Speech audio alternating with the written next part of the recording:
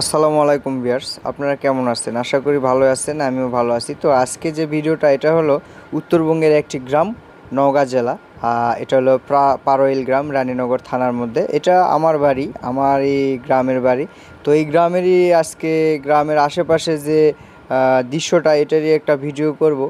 আর মূলত এই জায়গাটা এমন একটা জায়গা, এখানে আমি বাড়িতে আসলে এখানে আমি আসি সময় কাটাই। আর এই যে তাল গাছগুলো দেখতেছেন, এখানে আসা দাঁড়াইলে আমার কাছে অন্যরকম একটা ফিল লাগে। তো আমার সাথে থাকেন আমার এই যে একটা খালাতো ভাই, সে বন্ধুর মতো। আমি যখনই বাড়িতে আসি সেও আসে আমার সঙ্গে, আর আমরা দুই ভাই এখানে আসি, আইসা মনে করেন আড্ডা দেই, কিছুক্ষণ গল্প করি এবং ঘুরে দেখি। তো সেই সাথে এই জন্য আমিও ভিডিও তৈরি করলাম যে আপনাদেরকেও দেখাই, ইউটিউবে পোস্ট করি, যাতে আমার বন্ধুবান্ধব কিছু ভিউয়ার্সরা দেখতে পারেন। গ্রাম যারা ভালোবাসেন তাদের জন্য এই ভিডিওটা।